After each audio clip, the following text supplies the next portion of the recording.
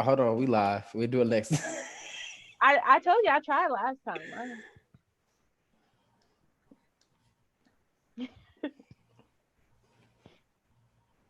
What's up, Teen Talk fam? It's your host, Deshaun B here with.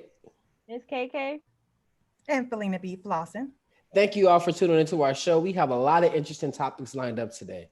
But before we get started, let's hear some of Miss Nikki's success stories for this week. Kayla, tell us about some of your successes.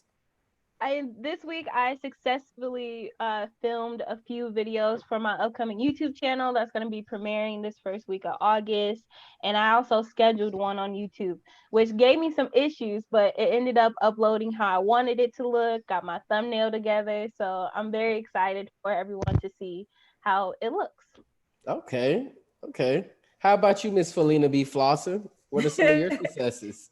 Hey, you know what? Waking up every day is a success, but I will say that it has been a very busy few weeks, months, with the whole COVID, very intense, right? Time frame we're in right now. And so I successfully navigated all of my assignments and I officially have a free weekend. So woo, woo. That's always good. It definitely is. Well, some of my successes this week, I was actually able to get my shirt that says Wednesday because I was like, every day we should be winning. So if we feel like that every day we winning, we gonna always put forth the best effort we need to be our best selves. So I had to get that. I got me some shorts, but the shorts was kind of young, if I should say. They was kind of short. I was like, let me get it to my little cousin. It was like those 1980s NBA shorts. It was like a white man can't jump. Those shorts. Wow. I like that phrase though. Whoever made that was clever. It was. I really love that. It's dope. Mm-hmm. But congratulations on all your successes. Remember to celebrate even your smallest successes every day and throughout the week. All right, it's time to get the conversation rocking.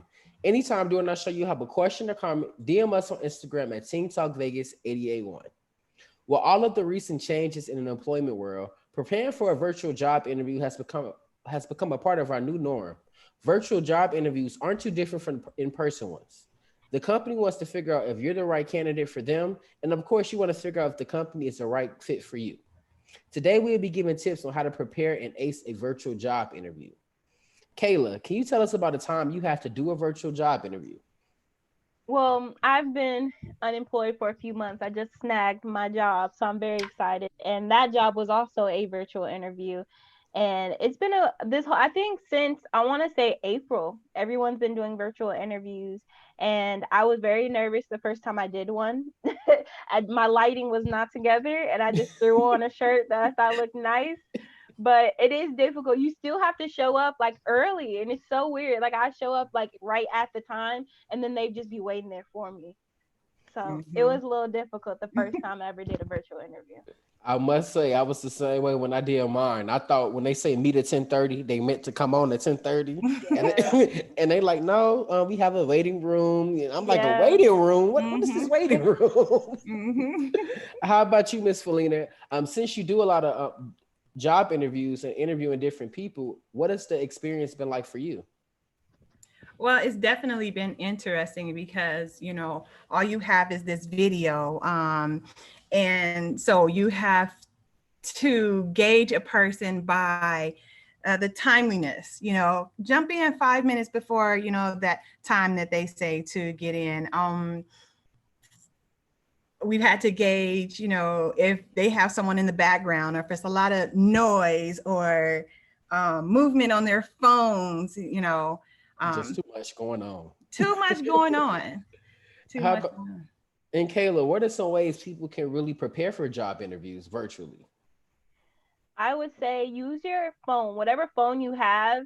I would say make sure you put your phone on your camera and find a place in your house or apartment, wherever you lay, wherever you stay. Find a place that has the best lighting during that time. So let's say your interview is at 4 o'clock. You know how the sun is going to be. Just search for a blank wall and a space and make sure whoever you're living with, if you are living with people, that they understand that for this 30 minutes that they need to just be quiet and leave you alone. Those are like the first two things that I think matter the most. Absolutely. And I want to even add on that because, when you tell people that you need them to be quiet. That's when they want to make the most noise. And that's when they want to walk past your screen. So like, why are you in this area? Any other time you over there. But now because I'm on this interview, you want to go to the kitchen this way. Right. Right. So I just be feeling like, okay, that's a struggle when doing a lot of things at home. Yeah. Ms. Felina, what are some of the things people should really mention in their elevator pitch?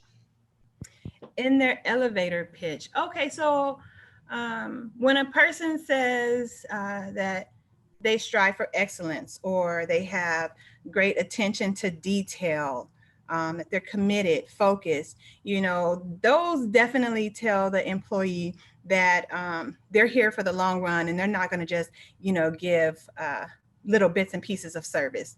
We want to know that someone is really down for the cause, not just getting that paycheck, which we know it's about the paycheck. We know it's about the paycheck, but we want to know that they're vested. So it's important to have those good key statements.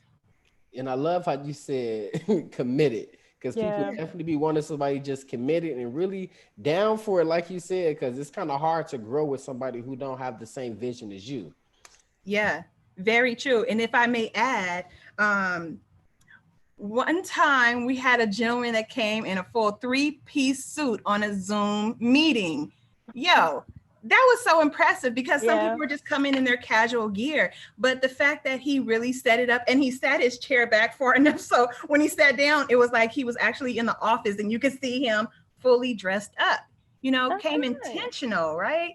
You know what? You just gave me a tip because I'm that person that come casual. Maybe go above and beyond. Especially for the job you want, though. You do want to give that extra mile. And just to add on to your question, Deshawn, I would say the other thing you should add in your elevator pitch is information about the job.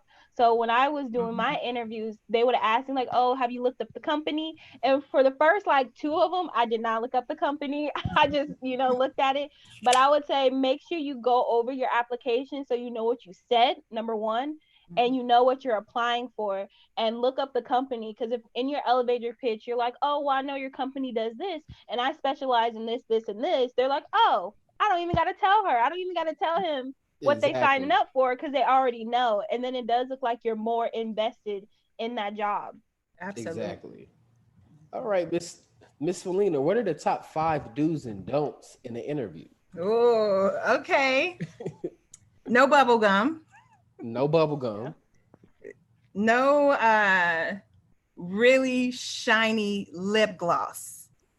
Okay. Oh. It is a distraction because you want to be looked up as professional, not as, you don't want your sexuality to override the fact that you can properly do a job.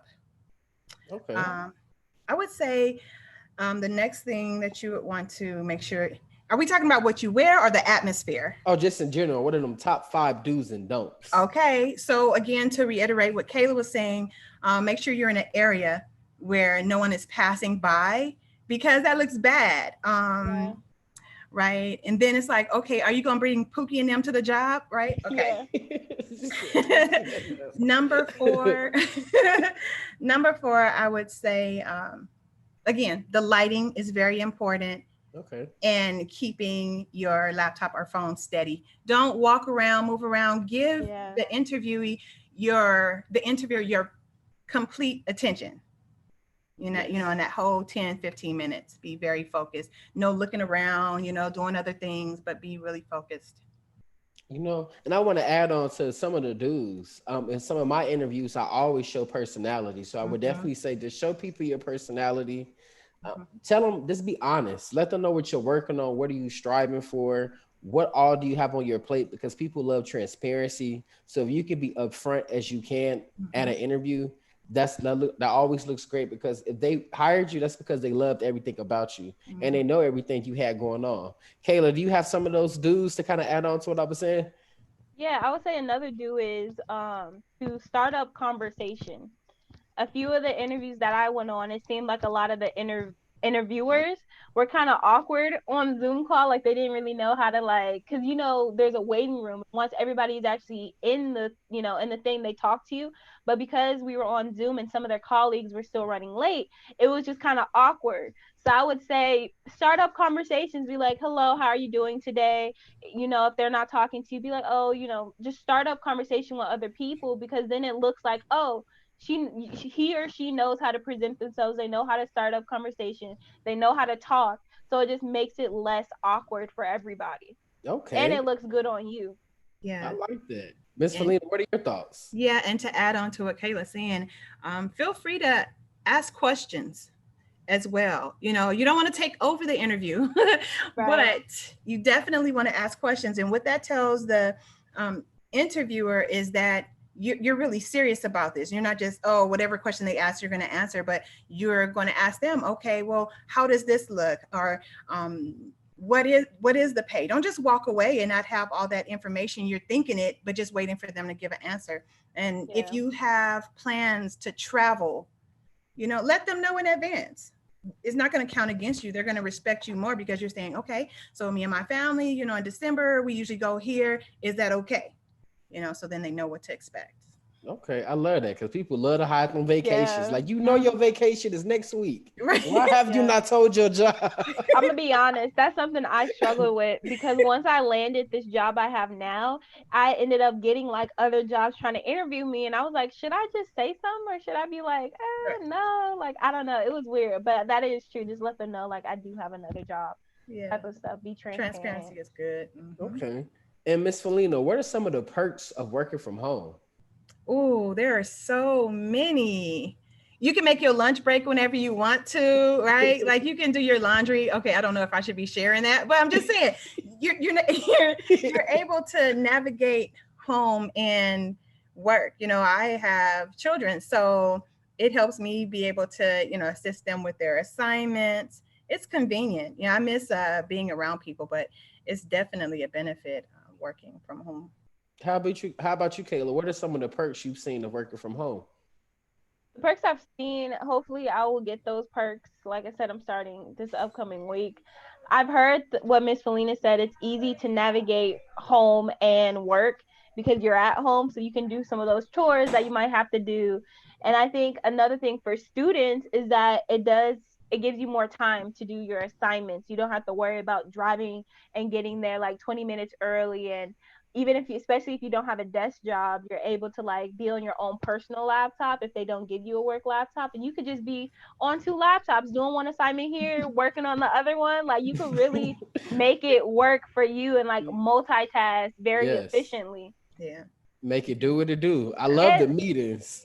Yes, and the meetings, and like even like when you do work like a desk job, you kind of always look over your shoulder, making sure nobody's looking at you if you're doing an assignment. And when you at home, you could just be free and do it. Yes, it's just you don't get micromanaged at home. Like they can't micromanage you. They got to trust you as they should have always been trusting you at work. Mm-hmm. So that's what I really love. It just shows them like, okay, you're really able to show your employer how dedicated you truly are during this time. Yeah. Yes. And let's not forget, we lessen the wardrobe, right? Like we can be in pajama bottoms, it's much better. Yeah. But I feel like I do more work working from home. I do too. I would say the same thing too. That's exactly what I was going to say. You do more work because nobody's over your shoulder. And I think at least for my generation, I feel like it's less pressure as well. Cause I remember being at my old internship and like having to like try to beat that clock. Cause I know I have to leave here, but it's like, sometimes you run out of stuff to do. And now you got to try to find stuff to do at work, and it's just like exhausting. But when you're at home, it's like you're able to like manage your time well, or you're able to like find things to do. You don't mind finding other things to do because you're at home and you're not trying to get home. Okay. Absolutely. Now I love this. My next question: if you came with a caution warning sign, what would your sign say? And I'm gonna start with you, Miss Felina. That's a hard one. Ooh. Try me if you want to. Try me if you want to. I like that. How about you, Caleb? What would yours say? That's a hard one. I mean, I would say like especially in a work setting, it would probably be like something like don't come to me with nonsense. Like if you gonna come to me, make sure it's something I can work with, I can use. Don't come to me to complain, to just tell me None to of do that. something that does not matter. Right. If they ain't got like an expiration date or a due date, just don't come to me with it. Like Okay. leave me alone. I like that. Mine would be, don't let this fat face fool you. Cause they'll be like, oh, he got a little chubby cheeks. Got a little, Right. he's so sweet Why and you have to come with the innocent. fat face? Look, I gotta come look, because they think I'm a baby. Every job I have, they just like, oh, he's such a baby. I Into this know. baby speak. Into the baby speak. Hmm. And they're always like, oh my. Yeah. But before we wrap up the show, I want us all to make the commitment of making this next week the most impactful week yet. Thank you all for tuning into the Teen Talk discussion. Be sure to follow us on Instagram at Teen Talk Vegas 881, and also check us out at teentalkvegas.com. If you enjoyed this discussion, continue listening for more interesting topics up next.